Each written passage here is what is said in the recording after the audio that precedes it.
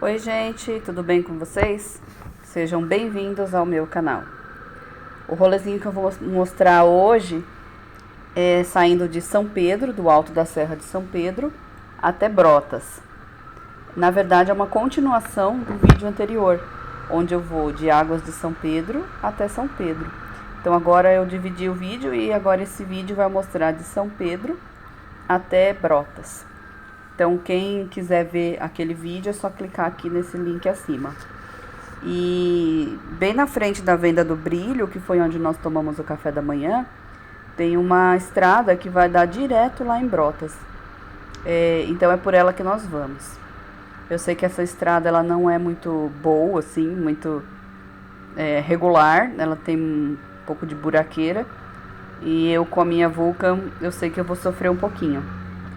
Mas vamos lá, tem as Big Trails aí na frente, elas não vão sofrer nada, mas eu vou sofrer sim. Então, bora lá. O objetivo desse vídeo é apenas mostrar o caminho, mostrar a paisagem e tal. Não é mostrar a cidade de Brotas mesmo, porque a gente não vai fazer turismo lá agora. A gente só vai passar por lá, vai tirar uma foto e tal, mas não vai fazer turismo não. Na cidade, a gente vai fazer só o mototurismo. Então, eu quero também contar algumas curiosidades sobre a cidade de Brotas. Brotas, ela tá ficando bem famosa já, né? Desde 1990, ela já tem bastante nome. E eu quero falar sobre a origem do nome da cidade. Então, há uma certa discussão sobre a origem do nome. Alguns, eles dizem que é por causa dos locais que brotam das nascentes de água. Outros dizem que é por causa do capim que brota rapidamente nos pastos, mas o mais provável é porque a fundadora da cidade, que era Francisca Ribeiro dos Reis, ela era devota de Nossa Senhora das Dores de Brotas, e aí então o nome em homenagem a essa santa de Brotas. Eu não sabia, mas a Brotas ela é conhecida no Brasil como a cidade da amizade e a capital da vara de pesca, porque ela é o maior fabricante de varas de bambu do país. Todo mundo sabe, ou muita gente sabe, que aqui é a capital da adrenalina, né? Dos esportes radicais, rafting, rapel, né? E também, além disso, ela é famosa por seus lagos naturais, que fazem uma harmonia perfeita com a natureza local. A água, ela brota com tanta força da nascente, que ela impede as pessoas de se afundarem nos lagos. E ela tem famosas piscinas naturais. Milhares de turistas vêm de várias partes do Brasil aqui para Brotas. Muita gente também deve saber que o cantor Daniel é daqui de Brotas. Daqui não, de lá de Brotas, né? Nós estamos indo para lá, ainda estamos em São Pedro. E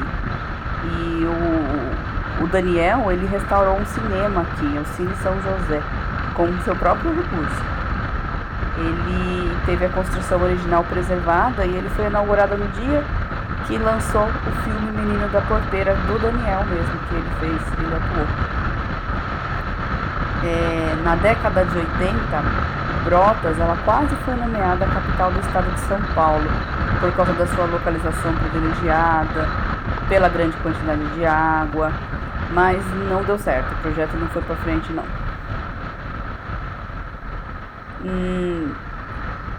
Provavelmente, muita gente não sabe, mas Brotas, ela foi abastecida com energia elétrica antes da capital, São Paulo.